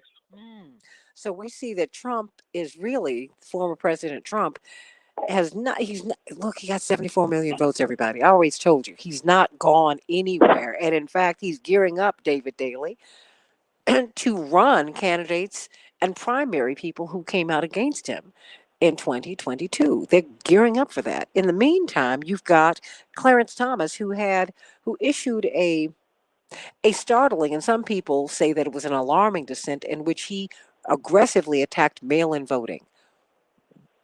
Whoa. What is going on here? He most certainly, in some ways, the Thomas dissent was good news because you only had 3 justices who were buying into that argument, whereas before the election, some of us worried that you might also have Kavanaugh and Barrett who agreed with that radical perspective as well. But what Justice Thomas is really arguing here is that state legislatures have got complete and total control over how elections are run in their states, even if there are state election boards, even if there are state Supreme Courts whose job it is to interpret the laws that are passed by legislatures, even if there are governors involved in the process.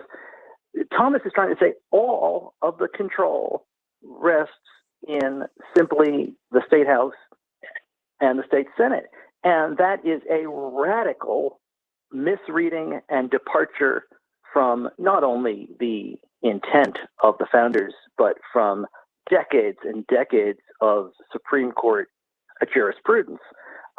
This is a radical argument. And if there were 5 justices who were willing to sign onto this, and there was some indication in some of the cases that were going before the court just before the election, the Pennsylvania case on mail-in voting, in which you had some indication in a decision from Justice Kavanaugh that he might be open to this argument. It's really checkmate for American democracy in that case, because the state legislatures in so many states are themselves gerrymandered and wired so that only one side can win. So if Republicans are able to control all of these state legislatures, even when they win fewer votes, as so often happens in North Carolina and Pennsylvania and Michigan and Wisconsin, in many other states, then those legislatures pass laws and then they interpret them as they want, and then nobody else can tell them otherwise. You can see how that becomes a pretty dangerous situation. So what is going to happen here? I mean, because his dissent does mean something, or is this something that we should write off? No, I wouldn't. I certainly wouldn't write it off. The conservative wing of the court is in ascendance, and they are in control. And there are going to be a number of other voting rights cases that are coming to the Supreme Court. The court, of course, gutted the Voting Rights Act, Section 5 of preclearance, that required states that had a history of racist practices in their voting to get permission from the federal government or a court in Washington, D.C. before they made changes to their election procedures. That was wiped away back in 2013. The very afternoon that the court made that ruling, you had Texas and then days later Mississippi and Alabama embarking on new voter suppression efforts that would not have been possible had Shelby been there. Well, now the Supreme Court is going to be looking at Section 2 of the Voting Rights Act in its next session. All of this makes so important the bills that are under consideration in Washington right now, the For the People Act, which is House Bill 1 and 4, and the John Lewis Voting Rights Act, which is House Bill and Senate Bill, the For the People Act is Bill number 1, and Bill number 4 is the voting rights extension. If the Democratic majorities in Washington will not move on this legislation that protects the vote, that restores the full protection of the Voting Rights Act, that requires independent redistricting, that requires 2 weeks of early voting in every state, that makes it more difficult for these noxious voter roll purges that so many states have been conducting. Democrats are going to have to, in all likelihood, break the filibuster in order to get these crucial pieces of legislation passed. If they don't pass them now, it could well be their last chance to do so, because Republicans are going to be favored to take the House and quite possibly the Senate in 2022. They're really favored to take the House? Democrats only have about a 5-seat majority in the U.S. House right now, and the playing field is going to completely change because this is another redistricting year. So all of the maps for Congress are going to be redrawn this year, and the House is going to be reapportioned for population change. California and New York, Democratic states, are going to lose seats in the House. Those seats are going to go to Texas and to Florida, and Republicans are in complete control of drawing those seats. So back in 2011, Texas got 4 more seats. Republicans drew them. They took all 4 of them. And so Republicans could take, if you had the exact same distribution of the vote in 2022 as you had in 2020, when Democrats won the House, that exact same distribution of votes nationwide on new maps in Texas, Florida, North Carolina, Kansas, and Kentucky alone could give Republicans control of the House. The exact same vote distribution. Robert Patillo, are we paying enough attention to this? Oh, of course not. One of the things I have always given Republicans credit for is that they play the boring game.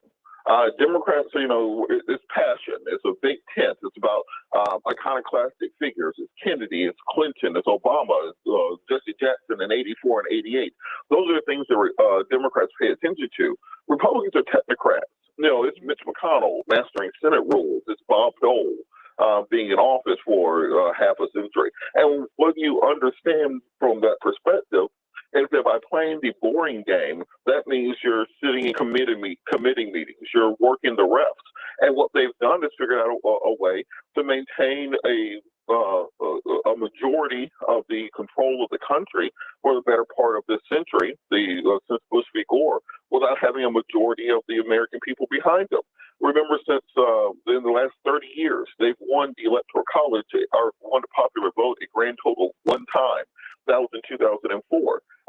They're senators who represent tens of millions fewer people than Democratic senators do. But even in a state like Georgia, where we've said this innumerable numbers of times, but you're looking at a state that's 35% black and has elected a black person statewide line until Warnock this year since 2006 because they know how to redraw lines and play around with the voting laws. So what we're going to see next is if we're not able to get a new Voting Rights Act pushed through on the federal level, Georgia's already working on it, already beating back on absentee on days for early voting. Yesterday, a bill passed requiring a photo ID for absentee ballots. Requirements that would make it more difficult to register to vote, lawsuits against Stacey Abrams groups and Warnock's groups on voter registration drives. So what they're, instead of trying to expand the vote and expand the franchise, their goal is to limit it and ensure that only their people are the ones voting.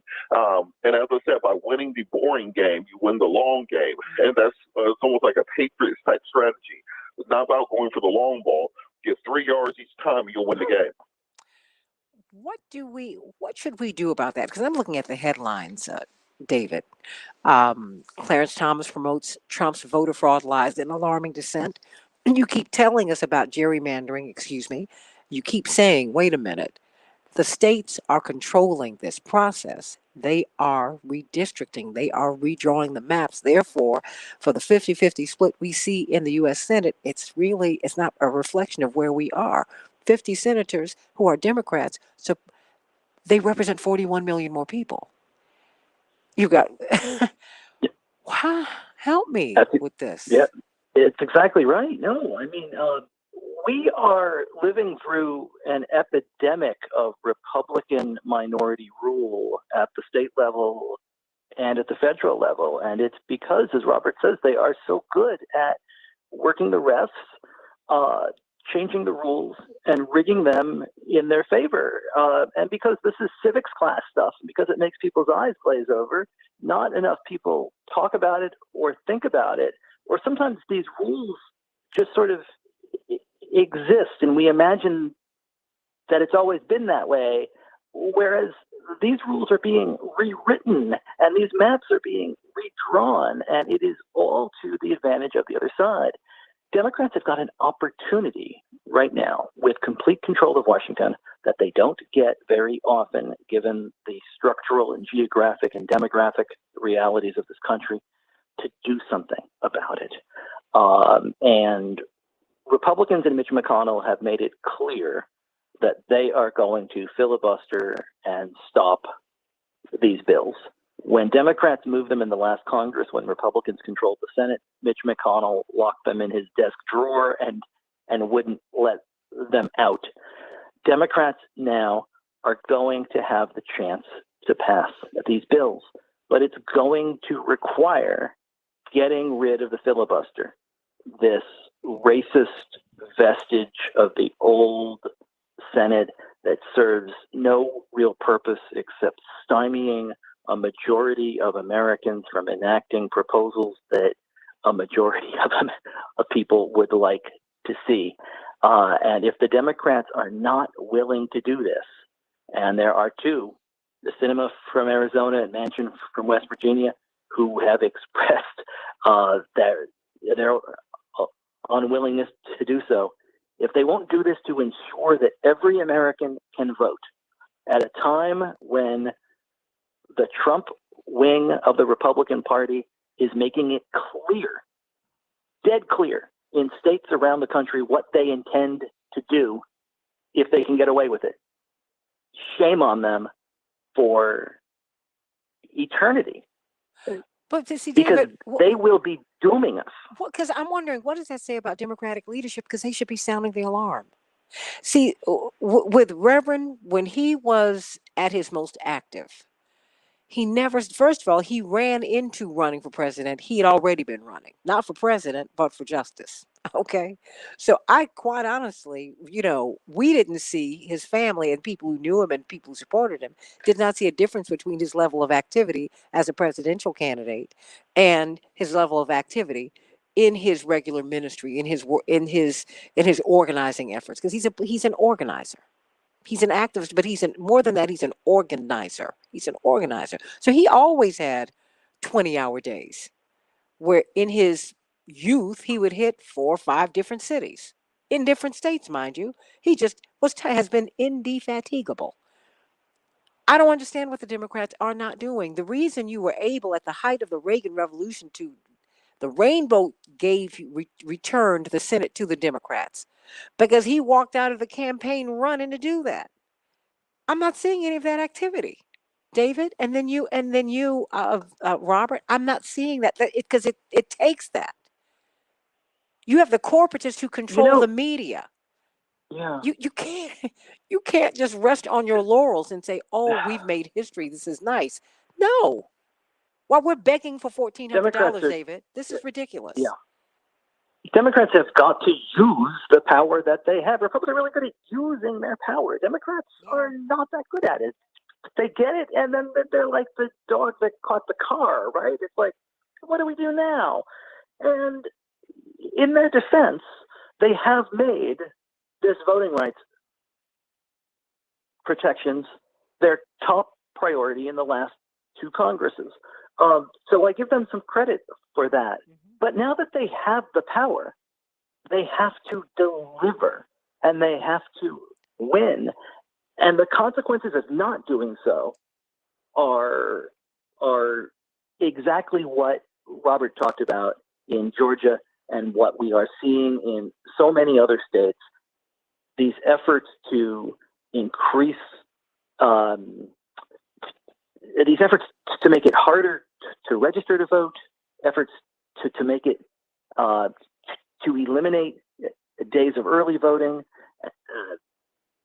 these voter ID bills that are essentially going to require that you have a photocopier in your home to make a copy of your driver's license to send in. Georgia's going to make you send in copies of your driver's license twice. And at every step of the way here, what it does is it makes it, it's putting just enough barriers between just enough people in the polls that in these close races, Republicans end up dissuading just enough voters, right? And if about 35,000 votes had gone differently in Georgia, Arizona, and Wisconsin, you would have had a second term in office for Donald Trump, even though Joe Biden won the popular vote by more than 7 million. So these states are so close that all of these suppression efforts matter because they don't have to stop all that many people from getting to the polls in order to be extraordinarily effective. That is unbelievable. I mean, Robert Patillo, you've got your work cut out for you. I mean, what should happen here? Because it's the Democratic Party has always had to be pushed, right? And quite frankly, Reverend Jackson always had to fight the Democrats. And you see, the Democrats have always cast progressives like Bernie Sanders and the Squad, and even Elizabeth Warren. What you're asking for is impossible. You always relegate it to the sidelines, right? I mean, and you're the outlaws more than that, Robert. Well, I think in large part, Trump has changed that dynamic in that argument because Trump has completely reset what we thought was possible in American politics and the way of working through quote unquote bipartisanism. Trump was a blunt force object in politics, where if you tell him he can't have a Muslim ban, he'll do a Muslim ban, and you'll figure it out. He won't. If you tell him he can't put kids in cages, he'll lock them in a dog cage. And you figure out how to do it. He ain't got time to figure it out. You tell me he can't build a border wall. He'll take money from wherever the heck he can get money from, and he'll start building the border wall. So I think Democrats and progressives and the people who put these people in office are expecting the same thing from the political left. They are expecting the same sorts of blunt force efforts in order to push their agenda through. We are already seeing this from many of the younger people, and particularly African American men who turned out in record numbers for Joe Biden, saying, "Well, where are these hand tools? Where are the things that I can put my teeth into in this first 30-day, first 100-day agenda, and nobody's taking the old line of, well, we have to work on blah, blah, blah. You told us if we get you 50 votes in the Senate, that you'll get us $2,000 in the mail, and people have not seen the check clear yet. So there's going to be a lot of heat. The Democrats will lose a lot more seats by being too centrist than they will lose by being too progressive, because America is no longer that Ronald Reagan-esque center-right nation that we've always been told that we are. We are a progressive nation. As we said, Republicans don't win popular votes. Republican senators don't represent the majority of the people in the Senate. If you took away the electoral shenanigans and every single state just simply went by a straight across the board popular vote, you see Democratic governors across the board, except for a minority of states. So let's stop with this myth that America is a center-right nation. Be the progressive Western nation that we are, and push through the agenda items that will get people back out to the polls in 2020. Because being lukewarm, being milquetoast, trying to please everybody, as Democrats often do, will simply end in a MAGA sweep. And I don't think either Republicans or Democrats want to see that happen. Well, because at the end of the day, David Daly, Democrats might lose, and Republicans can lose some races too, but the corporatists in both parties will win. And that to me is the problem, right? Because you have corporatists who are in both parties. And it seems to me, election after election, they're the ones who win, and the people are the ones who lose. The people have to beg for crumbs, David. The people have to beg for $600 here, $1,400, and they have not worked in more than a year. They're getting evicted. Can't get your children in school. We have not retrofitted these schools. Really. But this is why Biden and Harris got 80 million votes. Now, come on through. The last 2 minutes belong to you. Deliver. Deliver. You have a Republican Party that has broken faith with democracy, that in many ways no longer believes in democracy, that knows that they cannot win popular votes, that they have won, as Robert says, one popular vote for the White House, 2004, since 1988. That's the only one. You have to go back to George H.W. Bush in 88, with the exception of 2004. And because of that control that they have built regardless, right? You had 59 million Americans after 2018 living in a state in which one or both parties of the state legislature were controlled by Republicans, 1 minute. even though Democrats won more votes. You had a Supreme Court majority. 5 of the 6 conservative justices, with the exception of Clarence Thomas, appointed by a president who did not win the popular vote. And then you have a U.S. Senate right now that is a 50-50 split, except the Democrats represent more than 41 million more people. And so 30. Republicans are able to get away with this.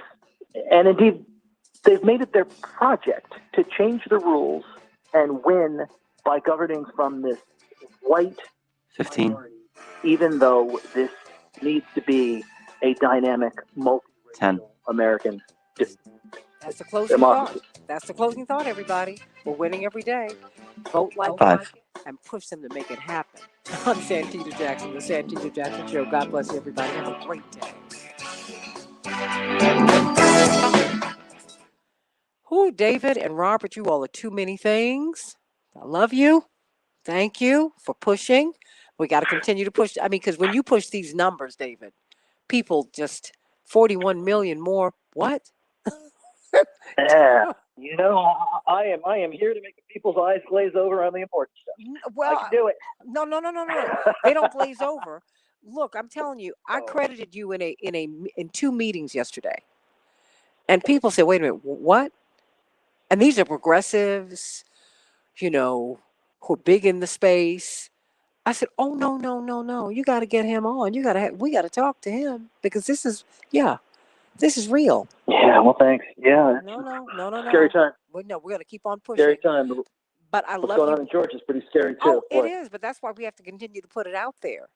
Because if we don't, we're going to, the election's not 2 years away. It's not. It's right here. It's right here. It's here. Agreed. All right, my friends. I love you both. Talk soon. God bless you. Thanks, Thank guys. you. Bye-bye. I love you, everybody. I will see you tomorrow. Bye-bye.